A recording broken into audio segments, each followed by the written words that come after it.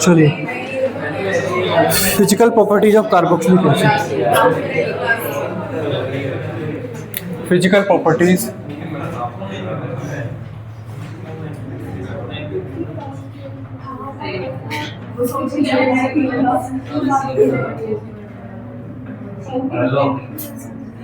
Carboxylic acid. First लिखिए physical state and order. Physical state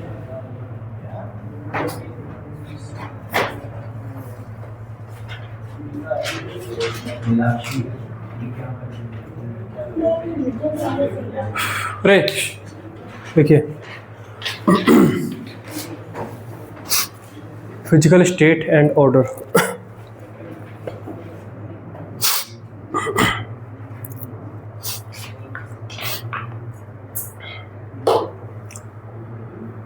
लिखिए alkanoic acid. एल्केनोइक acid मतलब जिनमें एल्काइल ग्रुप जुड़ा है, एल्काइल ग्रुप के साथ CO जुड़ा है उनको, है ना। Alkanoic acids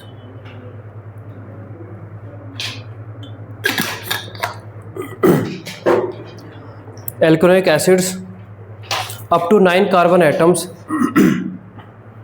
up to 9 carbon atoms are colourless oily liquids, are colourless oily liquids, colourless oily liquids having unpleasant smell. जो भी कार्बोक्सिलिक एसिड है सबके अंदर कुछ ना कुछ स्मेल है ना। एसिटिक एसिड में भी है, विनेगर घरों में होता है। Having unpleasant smell. आगे लिखिए full stop. The acids containing 10 और more carbon atoms, the acids containing 10 or more carbon atoms are waxy solids, are waxy solids।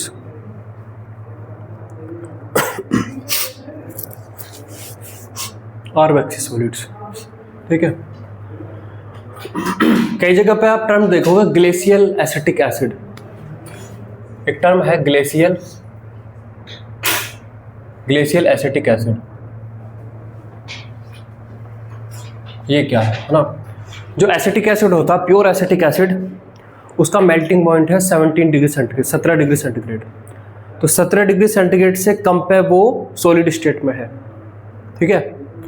और वो आइस जैसा लगता है। आइस मतलब ग्लेशियल। तो वो जो सॉलिड फेज में जो एसिटिक एसिड है उसको कई बार रिएक्शन में यूज किया जाता है, तो उसे बोलते हैं ग्लेशियल एसिटिक एसिड, ठीक है। तो glacial acetic acid basically solid state में जो एसिटिक एसिड आपने डाला है उसको बोला जाएगा। लिखिए the melting point of pure anhydrous acetic acid,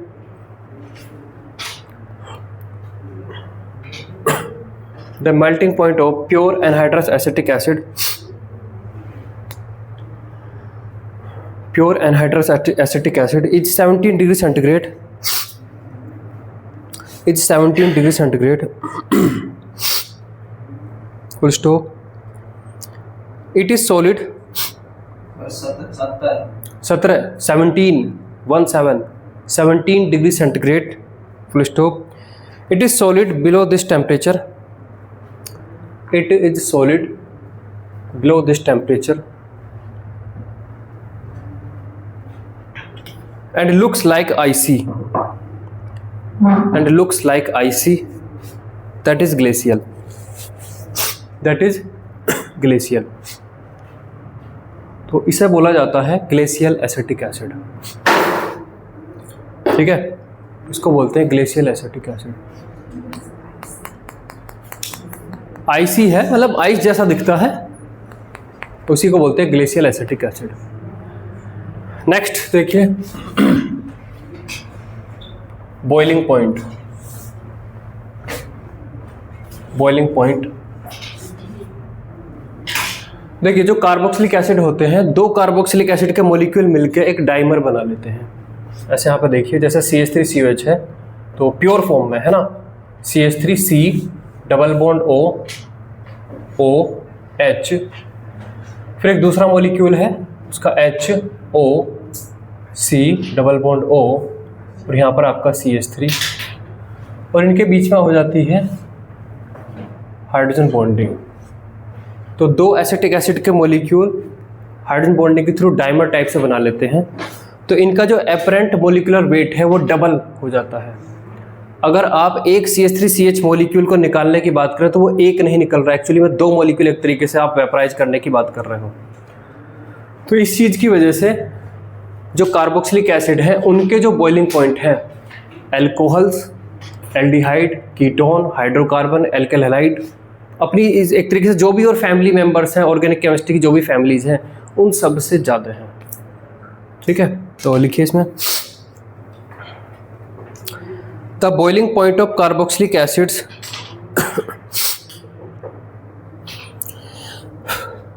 the boiling point of carboxylic acids the boiling points of carboxylic acids are considerably higher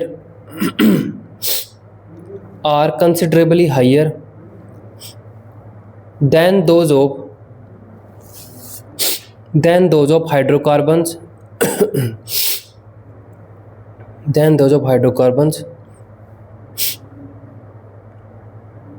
comma alkyl halides comma alcohols comma ethers comma aldehydes comma ketones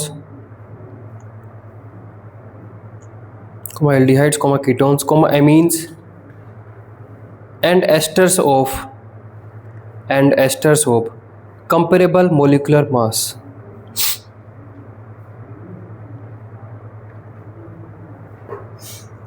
sir ester का aldehyde ketone वगैरह से कम होता है। Ester का aldehyde या ketone से वही सवाल है, आप कीटोन नहीं दे रहे।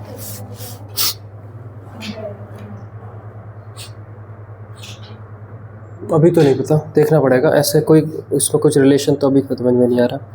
नेक्स्ट लिखिए इसमें in the solid and liquid states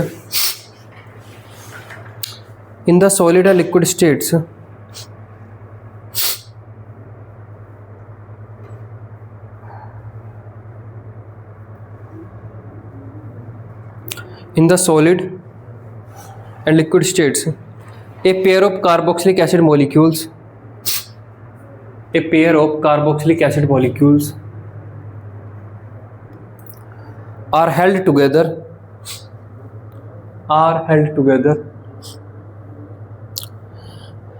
as a cyclic dimer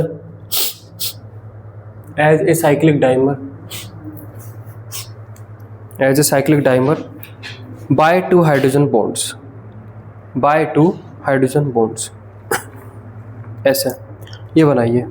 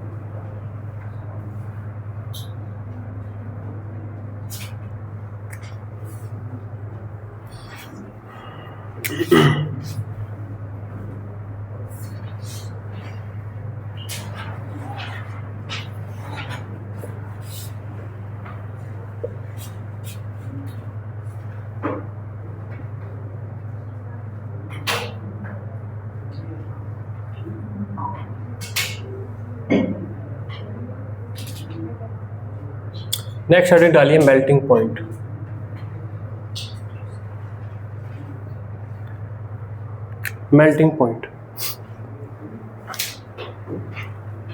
next डालिए मेल्टिंग पॉइंट। मेल्टिंग पॉइंट में हम क्या देखते हैं, कोई चीज़ सॉलिड में है और सॉलिड से अब लिक्विड में आएगी, है ना।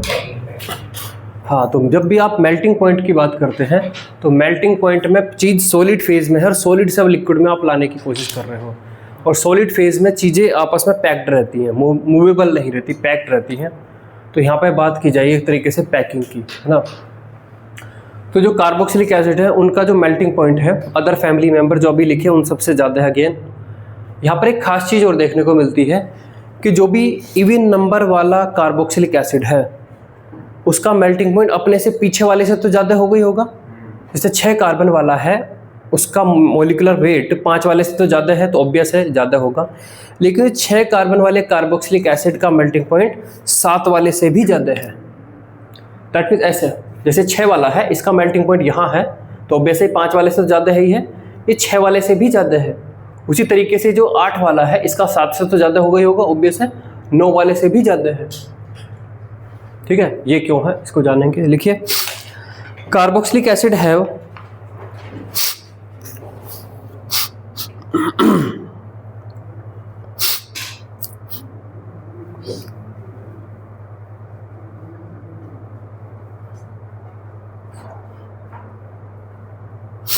कार्बोक्सिलिक एसिड है much higher melting point, carboxylic acid है much higher melting point than compounds of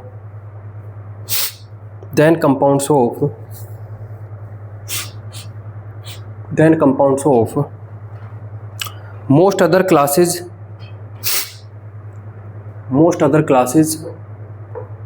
with comparable molecular mass,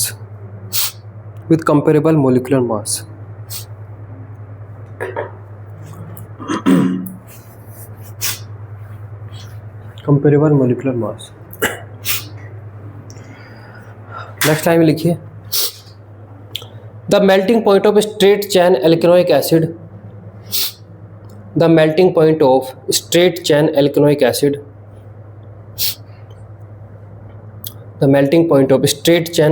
acid, do not increase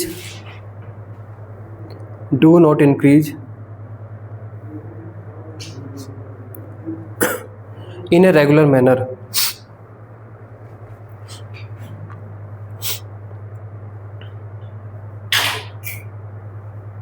Full stop. The melting point of an acid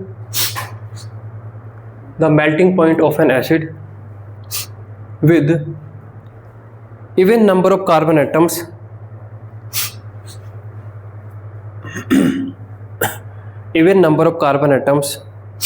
is higher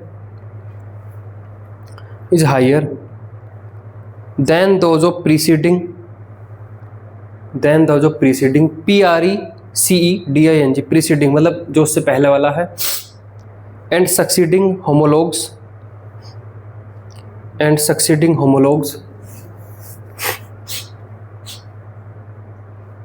with odd number of carbon atoms.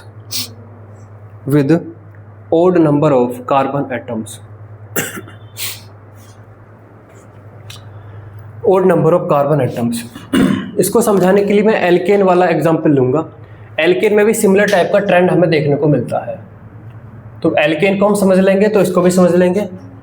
इसको समझाने के लिए क्योंकि मुझे बड़े molecule लेने पड़ेंगे तो बहुत सारी ड्राइंग आएगी, तो मैं एल्केन में भी ऐसी ट्रेंड देखने को मिलता है कि जो इवन वाला है उसका मेल्टिंग पॉइंट अपने से पहले ओड वाले से कहीं ज़्यादा है। मतलब जब ओड से इवन पे चलते तो मेल्टिंग पॉइंट में बहुत ज़्यादा जंप आता है।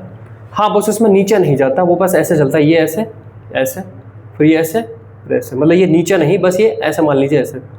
ठीक है, मतलब ओड से इवन वाले का बहुत तेज़ी से जंप होता है।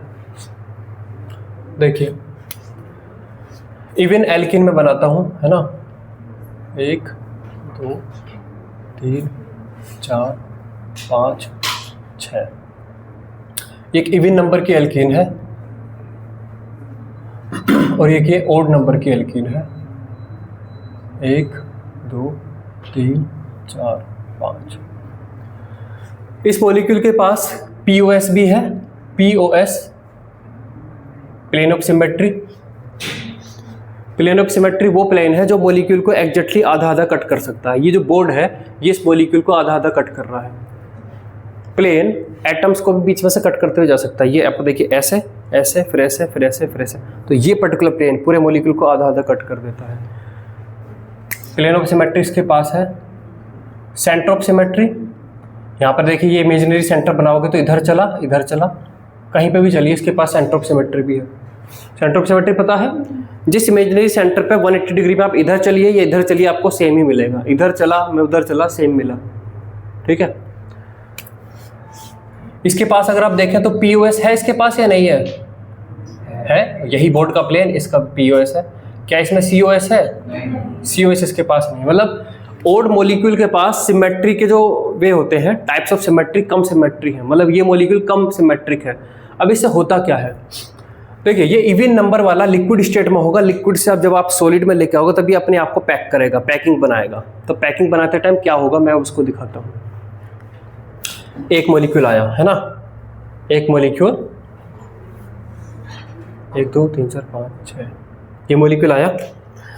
इसके स्टेम्बल को मैं ब्लैक असाइन कर देता हूँ, स्टेम्बल को मैं रेड असाइन कर देता हूँ। इससे कुछ फर्क नहीं पड़ रहा, मैं बस असाइन करके दिखा रहा हूँ। फिर एक और मॉलिक्यूल ऐसे पैक होते हुए आया, ये मैं ब्लैक कर देता हूँ, ये मैं रेड कर देता हूँ, ठीक है। फिर एक और मॉलिक्यूल ऐसे आया, लिक्विड स्टेट से पैक होने के लिए आया, इसको मैं ब्लैक कर देता हूँ, इसको मैं रेड कर देता हूँ। अगर कोई एक और मॉलिक्यूल आते टाइम 180 डिग्री घूम गया तो क्या बनेगा? अगर 180 डिग्री इस मॉलिक्यूल को मैं घुमा दूं तो आपको क्या मिलेगा? ये ब्लैक इधर दिखेगा और रेड इधर दिखेगा। बस इतना ही तो होगा, है ना, केवल इतना आएगा। आप इस मॉलिक्यूल को पकड़िए और 180 डिग्री घुमाइए तो ये सिरा जस्ट यहाँ आ जाएगा, ये वाला आपको यहाँ दिखेगा। तो अगर वे पैक होते टाइम अगर कोई मॉलिक्यूल ऐसे आ रहा था और ऐसा पलट भी गया तो भी पैकिंग पे कोई फर्क नहीं पड़ेगा, इफेक्टिव पैकिंग आएगी, ठीक है। तो यहाँ पर हमने ये चीज़ की तो यहाँ पर आपको इफेक्टिव पैकिंग मिली, इफेक्टिव पैकिंग। सेम काम मैं ओड वाले में करके देखता हूँ। तो देखिए इसको मैं ब्लैक कर देता हूँ, इसको मैं रेड कर देता हूँ। एक मॉलिक्यूल आया, ठीक है, एक मॉलिक्यूल ऊपर से और आया, ये यहाँ यहाँ एक मॉलिक्यूल और आया, ठीक है। अभी बढ़िया पैकिंग चल रही है। अब अगर एक मॉलिक्यूल पलट गया आते टाइम, मॉलिक्यूल लिक्विड से सॉलिड में हो रहे हैं, एक मॉलिक्यूल कहीं भी घूम सकता है, इतनी सारी डायमेंशन है, घूम सकता है कहीं पर भी। मान लो एक मॉलिक्यूल घूम गया, अगर ये मॉलिक्यूल घूम गया तो ये ऐसा हो जाएगा। इस मॉलिक्यूल को अगर आप ऐसे घुमा दो तो ये ऐसा हो जाएगा, और अगर ऐसे होकर ये वापस इसके साथ फिक्स होने के लिए आएगा तो क्या यहाँ पर इफेक्टिव पैकिंग होगी? नहीं, है ना। तो नॉट इफेक्टिव पैकिंग।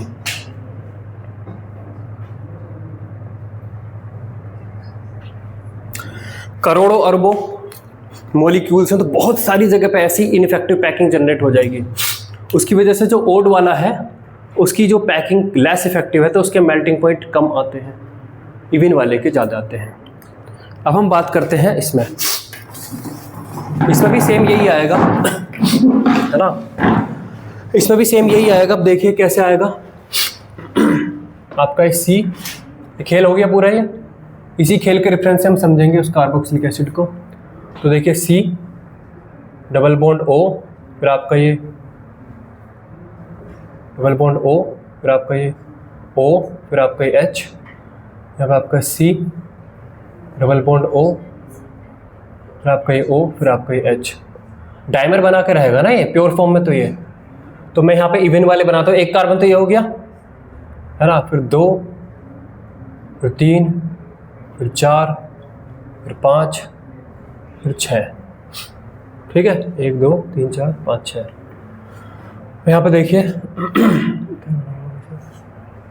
1 मतलब 2 हो गए, 3 4 5 और यहाँ पर 6। बताइए इसके पास पीओएस है? इस मॉलिक्यूल के पास पीओएस है नहीं है? ये प्लेन, ये बॉडी इसका POS है। सबके पास COS है इसके पास। यहाँ पे आप इमेजिनरी प्लेन बनाइए, इधर चलिए तो इधर मिला, इधर चला ये मिला, इधर चले ये मिला तो इधर चले ये मिला, इधर चले ये मिला, इधर चले ये मिला। COS है इसके पास है, जैसे उसके पास POS COS है। अब दूसरा देखिए, ये आपका है इवन नंबर ऑफ कार्बन है ना, 6 है ना इसके पास, 1 2 3 4 5 6 इवन नंबर ऑफ कार्बन वाला ये है। अब दूसरा देखिए, C डबल बॉन्ड O और OH, C double bond O और H। ऑब्वियस है कि मैं अब यहाँ पर एक कम बना दूंगा, एक ये, फिर आप ये, फिर आपका ये, फिर आपका ये, ठीक है। अब यहाँ पर देखिए, ये और ये और ये कितने हुए, ऊपर को बना रहा था ना,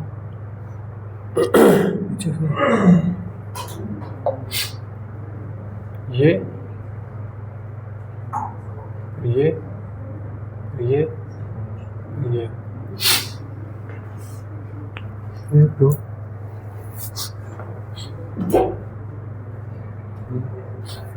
1 2 3 4 5। इसके पास मिल कैसे रहा है, नीचे से ऊपर से ऊपर से ऊपर से,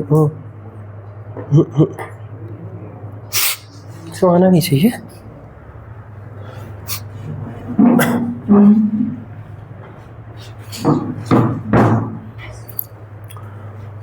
इधर चला ये मिला या ये मिला, ये इधर चला मैं उधर चला, बैठ रहा है हाँ बैठ रहा, बैठना चाहिए नहीं, मैं भी वही देख रहा हूँ। इसके पास सिमेट्री कम आएगी। क्या गड़बड़ हुआ इसमें, एक मिनट,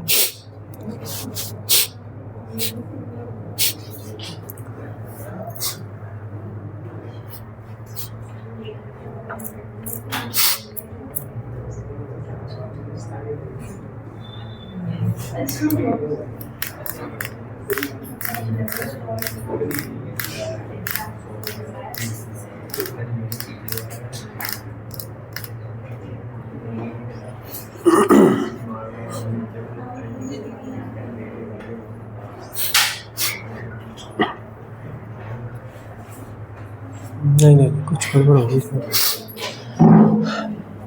एक सेकंड, तब तक आप ये सब बनाइए। कुछ हम गलत इसमें सोच रहे हैं थोड़ा सा।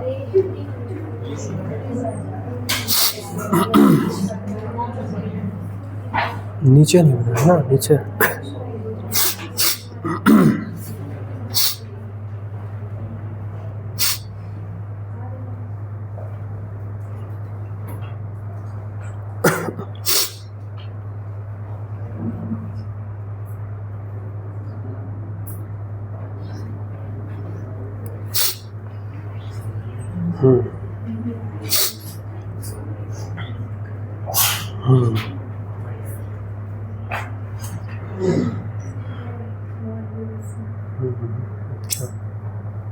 ये अगर ऐसा आ गया,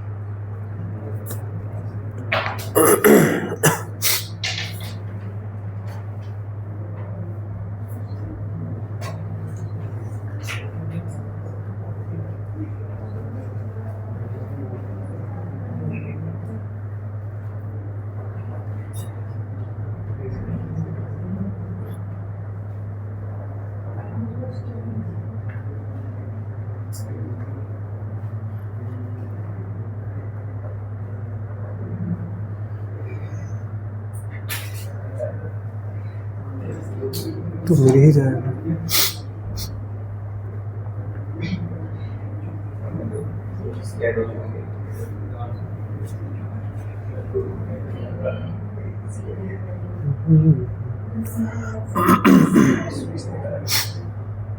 ये भी घूम जाएगा। हाँ क्यों नहीं?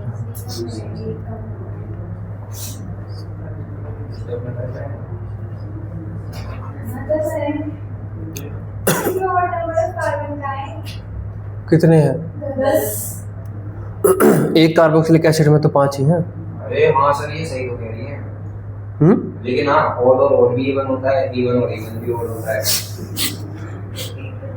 एक साइड तो देखना तो एक कार्बोक्सिलिक एसिड को ही है।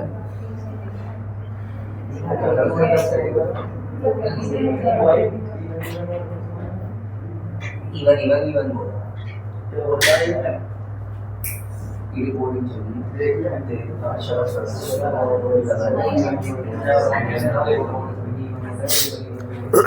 हाँ हाँ, इवन इवन भी इवन होता है, ओड ओड भी इवन होता है।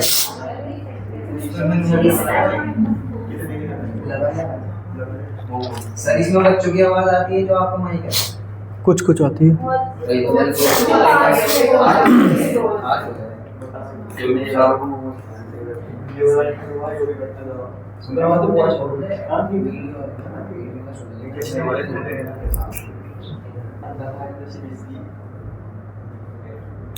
ये भी तो परफेक्टली स्मूथ है।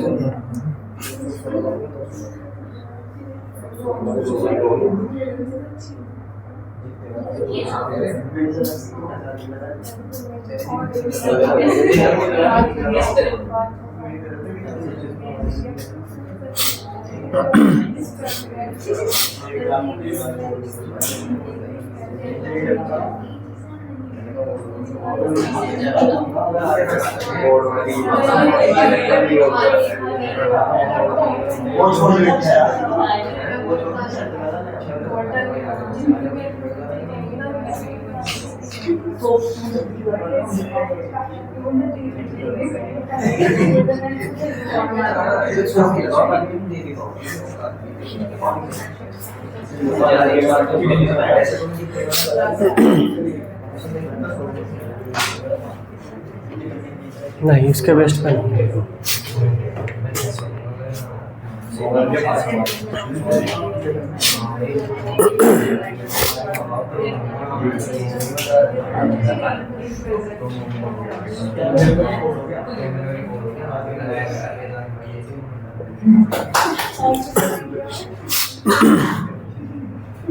बुक वाले ने तो इस स्ट्रक्चर के बेस्ट पे ही किया हुआ है।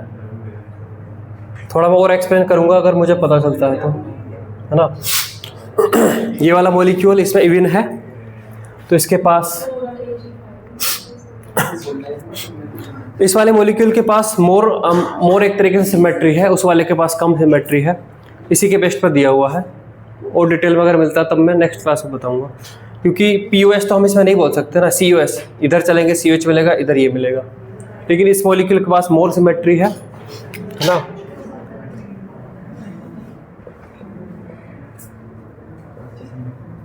इसके पास लेस सिमेट्री है।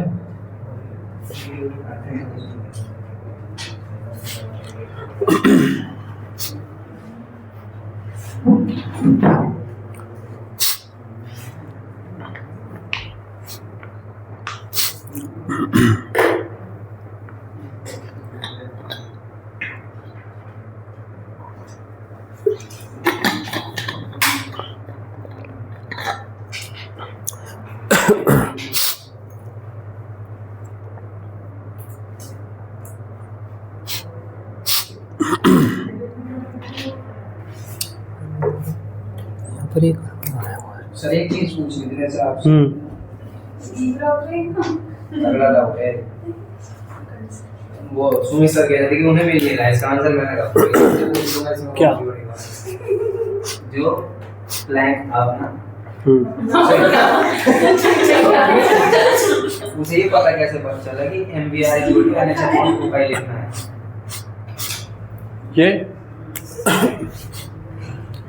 ये इससे आता है, ये MBR equal to NH upon 2 लिखना है।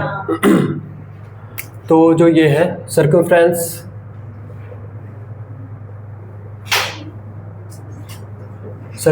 Of nth orbit equal to n times of wavelength, ये आपका आता है। यस। और सर्कमफ्रेंस की आपकी क्या होती है nth ऑर्बिट की? 2 पाई r, और ये आपकी n h अपॉन 2 पाई है, h upon mb, sorry lambda आपका h अपॉन mb, ये है ना। अरे de Broglie wavelength lambda equal to h upon mb है ना। डी ब्रोगली से तो बाद में कि प्लैंक्स तो इस पे काम 1901 में कर चुका था, और 25 साल बाद डी ब्रोगली ने काम करा, तो डी ब्रोगली से तो कर देते हैं। पर प्लैंक पहले तो ये प्लैंक का नहीं है, ये बोहर का है जो तुम कह रहे हो ना। जो MVR है, MVR equal to n times of h upon 2 pi, ये बोहर का है। मैंने भी सही कहा था सर। हाँ, तो बोहर का है ये। हाँ, जब बोहर ने ये पोस्टुलेट दिया था तब उससे पूछा गया था कि ये आप कहाँ से लेके आए हो, तब बोहर को नहीं पता था। ऐसे बोल दिया था उसने। हाँ, जो भी है उसकी मान लो वो कहीं पे एक मॉडल बना रहा है, उसमें लग रहा है कि ये वाला फॉर्मूला इस तरीके से अगर फिट हो तो ये सही बैठता है, तो उसने ये बोल दिया था कि इस तरीके से एक रिलेशन में यूज करूंगा, या जो भी एक ऐसा रिलेशन होगा। और E इक्वल टू H नहीं, इससे भी पहले आया होगा क्योंकि H है इसमें। क्यों H है तो फिर E इक्वल टू H के पहले क्यों आया होगा? प्लैंक्स कांस्टेंट तो पहले ही आया होगा ना, फिर अगर यूज हुआ है वो। नहीं, तो प्लैंक तो इसके बाद आया है। सर प्लैंक ने क्या थ्योरी दी? हाँ नहीं, हाँ प्लैंक पहले ही आया है, प्लैंक के बाद बोहर आया है, क्योंकि बोहर में क्वांटाइजेशन एनर्जी का कॉन्सेप्ट है। तो इसका कोई वो नहीं पता था उसे, उसने बस भेज दिया। ये बोहर को नहीं पता था, लेकिन बाद में फिर प्रूव किया है ना। बाद में फिर डी ब्रोगली जो वेव है उससे ये आया कि ये जो रिलेशन है इस तरीके से आता है, और इससे फिर ये बन जाता है। MB को आप इधर ले जाइए, 2 पाई को इधर ले आइए, तो इससे ये नहीं बन जाएगा। हाँ, डी ब्रोगली से तो मैंने भी बता दिया सर को। हाँ, बोहर को नहीं पता था कि ये कैसे आता है। चलिए, इसको मैं और डिटेल में बताऊंगा अगर मुझे मिलता है, क्योंकि अभी तो ये नहीं मिल रहा, जो हमने बनाया उससे नहीं है। नेक्स्ट लिखिए, solubility in water. Solubility in water, ये ग्राफ बना लिया था ना ये। नेक्स्ट लिखिए, सोल्युबिलिटी इन वाटर।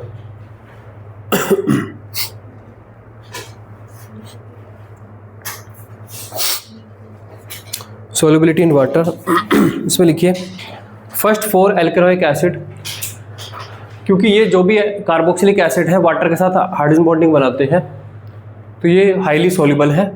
पहले 4 जो एल्केनोइक एसिड हैं वे कंप्लीटली मिसेबल हैं। कंप्लीटली मिसेबल का मतलब आप पानी के साथ उनका किसी भी रेशियो का सॉल्यूशन बना सकते हो। उससे आगे के जो हैं, जैसे जैसे एल्काइल वाला ग्रुप बढ़ता जाएगा सॉल्युबिलिटी घटती जाएगी। तो लिखिए, the first 4 alkanoic acids, the first 4 alkanoic acids are completely miscible with water, are completely miscible with water in all proportions, are completely miscible with water in all proportions. Full stop. The solubility of carboxylic acid in water, the solubility of carboxylic acid in water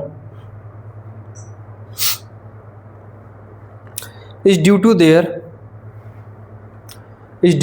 intermolecular hydrogen bonding, is due to their intermolecular hydrogen bonding with water. Water, ठीक है। चलिए अब आगे चलते हैं। Reactions of carboxylic acid.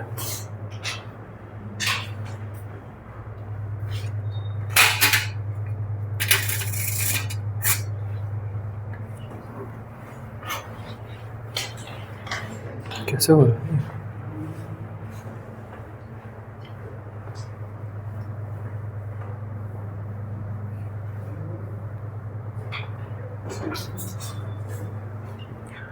Reactions of carboxylic acid.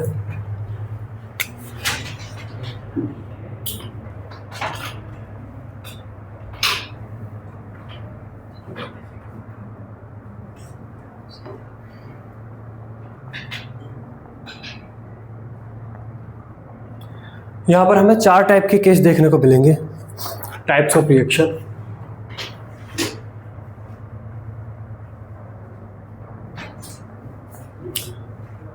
पहला यहाँ पे देखिए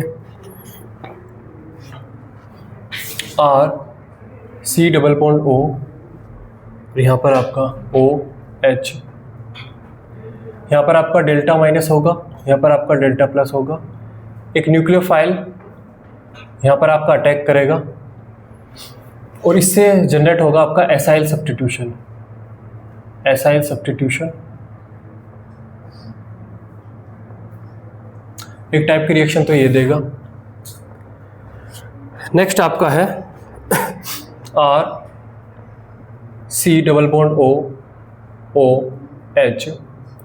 ये जो आपको यहाँ पर CO2 दिख रहा है ये यहाँ पे निकल जाएगा। Reaction due to decarboxylation.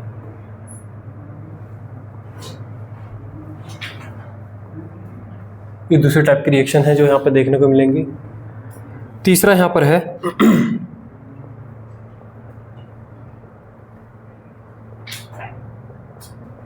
Carboxylic acid acidic है, तो ये जो एसिडिक हाइड्रोजन है इसकी वजह से है ना।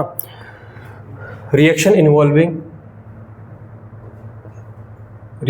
इन्वॉल्विंग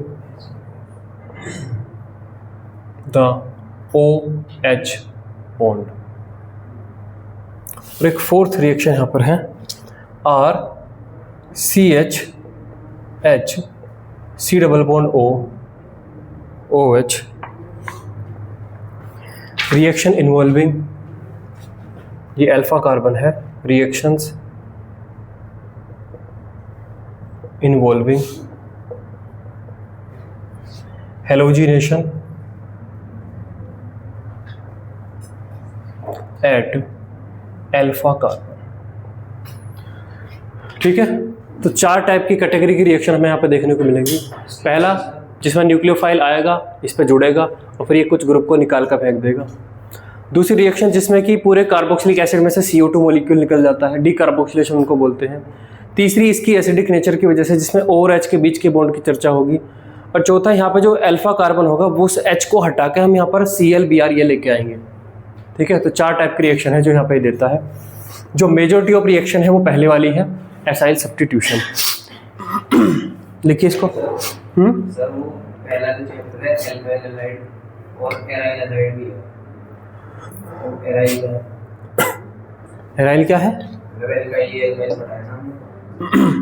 उसमें एराइल हैलाइड मतलब सब्स्टिट्यूशन उस पे। सर मतलब एनसीईआरटी में एल्काइल हैलाइड एराइल हैलाइड लिखा है ना, तो एराइल जो एराइल हैलाइड की मेथड्स ऑफ प्रिपरेशन है वो सब के सब आती EAS में, इलेक्ट्रोफिलिक एरोमेटिक सब्स्टिट्यूशन। बेंजीन पर आपको ClBr लेके आना है तो कैसे आता है? इलेक्ट्रोफिलिक एरोमेटिक सब्स्टिट्यूशन से आता है। तो मेजॉरिटी आता है वो EAS में, तो उसकी अलग से मेथड्स ऑफ प्रिपरेशन नहीं है। एक रिएक्शन है वो करा दी होगी मैंने। और उस पर है nucleophilic substitution, nucleophilic aromatic substitution, जिसमें बेंजीन रिंग से हम X को हटाएंगे, वो कराना अभी रह गया है। 1 घंटे की है एक क्लास में।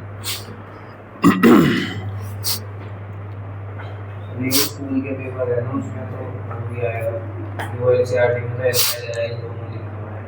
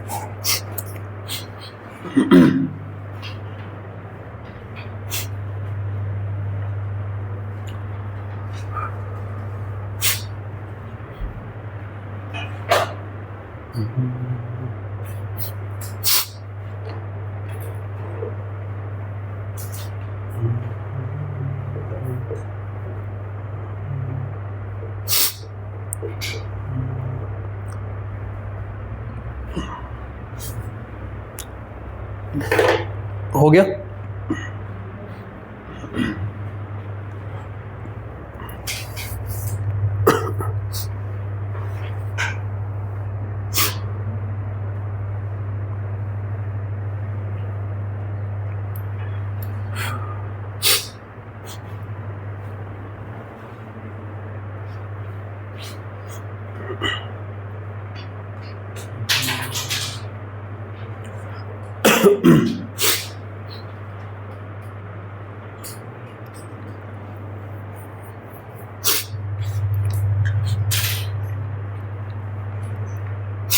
चलिए देखिए एसाइल सब्स्टिट्यूशन को जाने क्या होता है ये।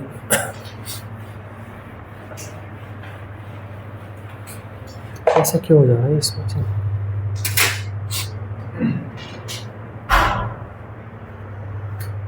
एसाइल सब्स्टिट्यूशन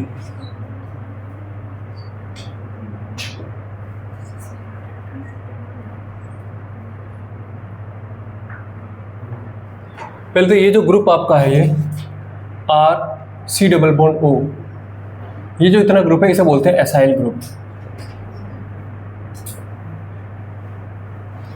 ये आपका एसाइल ग्रुप है। तो यहाँ पर देखिए एसाइल सब्स्टिट्यूशन बेसिकली है न्यूक्लियोफिलिक एडिशन एलिमिनेशन रिएक्शन।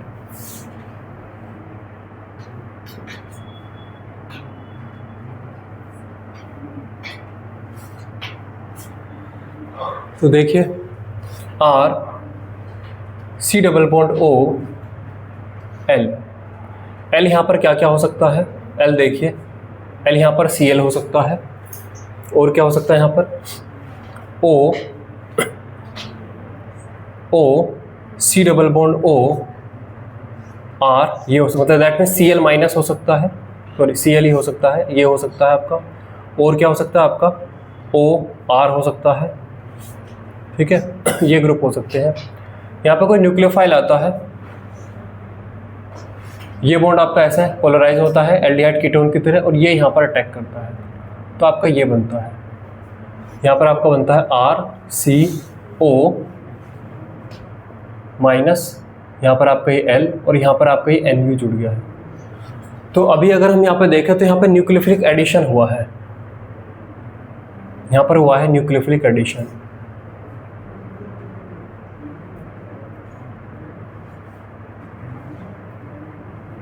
ठीक है।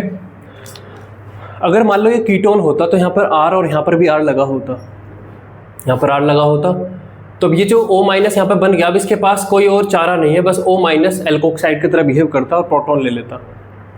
ठीक है। तो जैसे मान लो हमने न्यूक्लियोफाइल लगाया CN, तो CN यहाँ लग गया, O माइनस यहाँ पर, ये सॉल्वेंट से प्रोटॉन लेके बन जाते साइनोहाइड्रिन। लेकिन इनके पास एक चॉइस है, ये वापस ऐसे आएंगे। अब वापस आते टाइम इनके पास 3 मौके हैं, या तो वापस न्यूक्लियोफाइल को बाहर निकाल के फेंक दें, हम वापस यहीं आ जाएंगे। हज़ारों मॉलिक्यूल, अगर रिएक्शन है हज़ारों मॉलिक्यूल है तो 1000 में से 200-300 वापस ऐसे आ ही जा रहे होंगे। ठीक है, कोई फर्क नहीं पड़ रहा। दूसरा मौका है कि ये R को एज ए R माइनस बाहर निकाल के फेंक दें, और तीसरा मौका है कि L को एज ए L माइनस निकाल के बाहर फेंक दें। तो पहले वाली चॉइस तो हो ही रही होगी, उससे हमें कोई समस्या नहीं, वो तो हो रही होगी। 1000 मॉलिक्यूल में से 200-300 मॉलिक्यूल वापस आ जा रहे होंगे। ठीक, हमें जो 800 मॉलिक्यूल आगे गए उनके बारे में बात करनी है कि अब और क्या संभावना हो सकती है। क्या आप R को एज ए R माइनस निकलना अलाउ करोगे? नहीं, क्योंकि R माइनस बहुत बहुत ज़्यादा स्ट्रॉन्ग बेस है, तो वो तो नहीं निकलेंगे। तो फिर क्या निकलेगा? L as a L minus निकलेगा। अगर आप L को एज ए L माइनस देखो तो देखो Cl माइनस, Cl माइनस एक गुड लिविंग ग्रुप है, क्योंकि ये HCl का कॉन्जुगेट बेस है, तो निकल जाएगा। आप देखिए R C double bond O minus, ये कार्बोक्सिलिक एसिड का कॉन्जुगेट बेस है, निकल जाएगा। तो ये निकलते हैं यहाँ पर, ये वापस ऐसा आएगा और इसको बाहर निकाल कर फेंक देगा। जब इसको बाहर निकाल कर फेंकेगा तो आपको क्या मिलेगा? आपको मिलेगा R C double bond O और NU, ये आपका बन जाएगा। अब यहाँ पर इसमें क्या किया? एलिमिनेशन किया। तो पहले न्यूक्लियोफिलिक एडिशन हुआ और फिर यहाँ पर हुआ आपका elimination.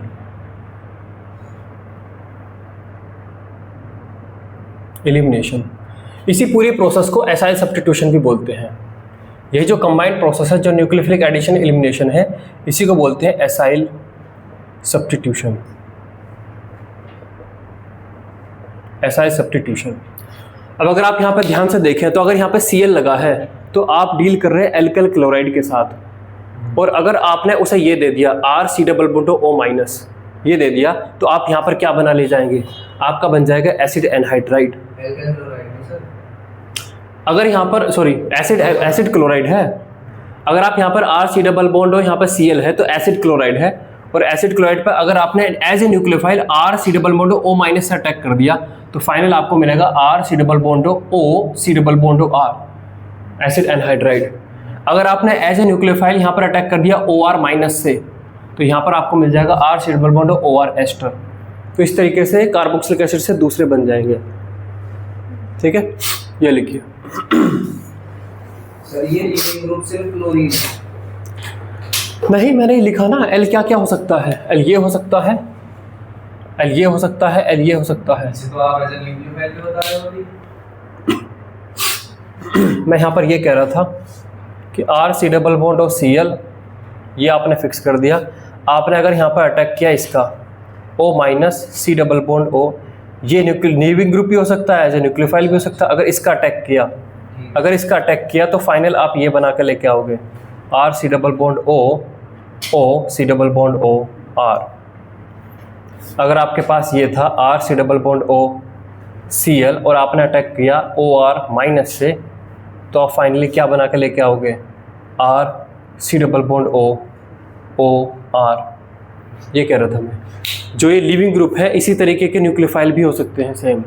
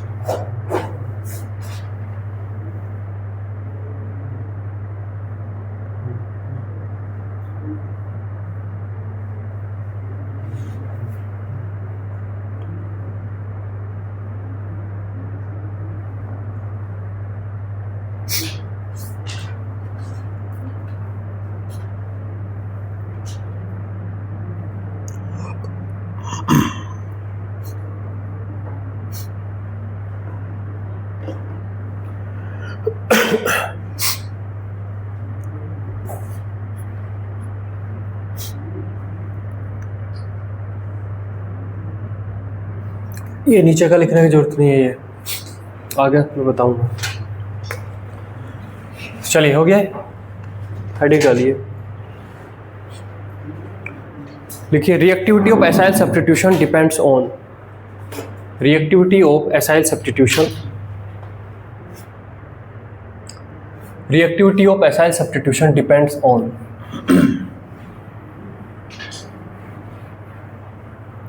Reactivity of acyl substitution depends on,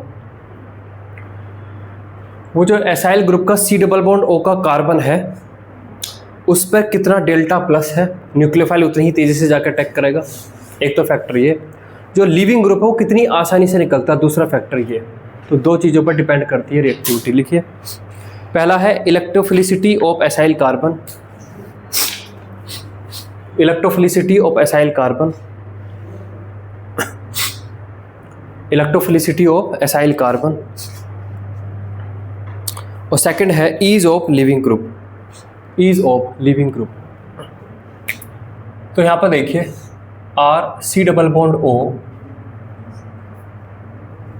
यहाँ पर आपका ये Cl, यहाँ पर आपका ये Cl, R C double bond O, R C double bond O, R C double bond, R C double bond. मैं यहाँ पर जोड़ रहा हूँ Cl, मैं यहाँ पर जोड़ रहा हूँ O C double bond O R, मैं यहाँ पर जोड़ रहा हूँ O R, मैं यहाँ पर जोड़ रहा हूँ NH2। ठीक है, देखिए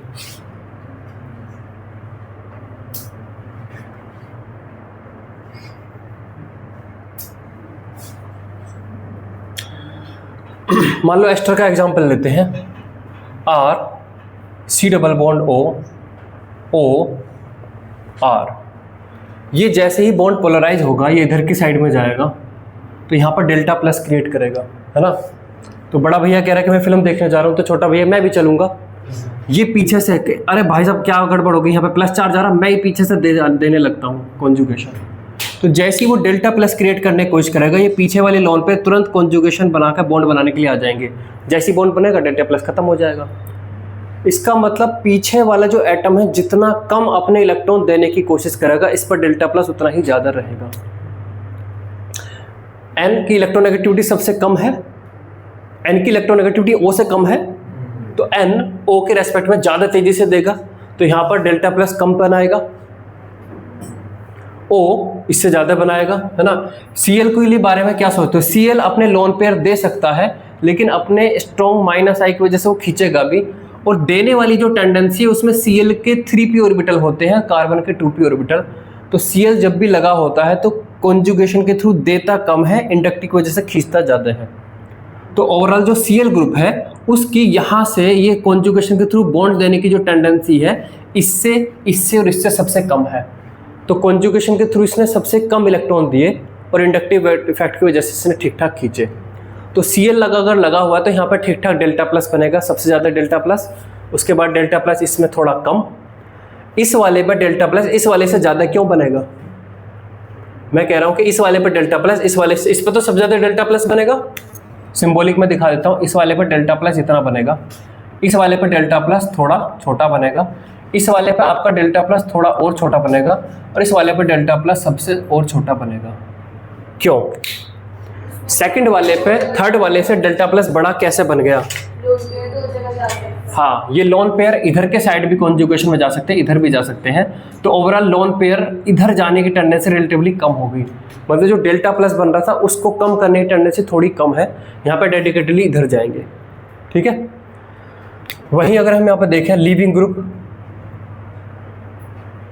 लिविंग ग्रुप को अगर आप यहाँ पर देखो तो यहाँ पर लिविंग ग्रुप आपका होगा Cl माइनस, यहाँ पर लिविंग ग्रुप आपका क्या होगा? R C double bond O minus, यहाँ पर लिविंग ग्रुप क्या होगा आपका? R O माइनस, और यहाँ पर लिविंग ग्रुप क्या होगा आपका? NH2 minus.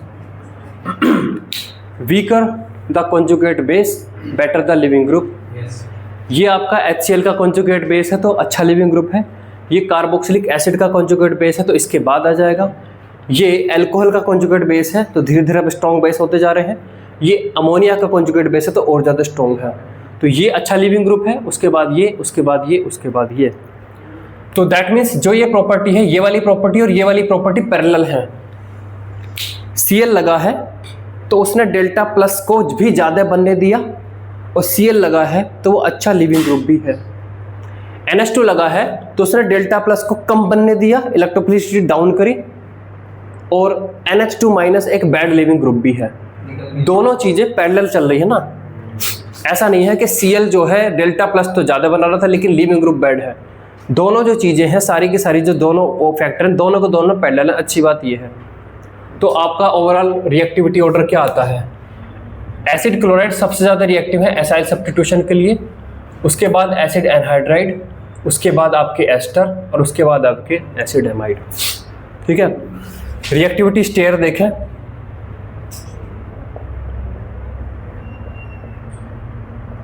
रिएक्टिविटी स्टेयर अगर आप देखते हो तो यहाँ पर अगर एसिड क्लोराइड है तो यहाँ पर आपके एसिड एनहाइड्राइड है, और इनसे काफ़ी ज़्यादा कम हो जाते हैं आपके एस्टर, और एमाइड तो आपके सबसे कम है ही। ये रिएक्टिविटी स्टेयर है। दैट मीन्स यहाँ पर आपके R C O C L, आपके R C O C O O C O R, है ना, इसे बना लेते हैं, C double bond O C double bond O R, फिर आपके R C double bond O R, और आपके R C double bond O NH2। ये जो दोनों हैं ये एसाइल सब्स्टिट्यूशन के लिए हाईली रिएक्टिव है,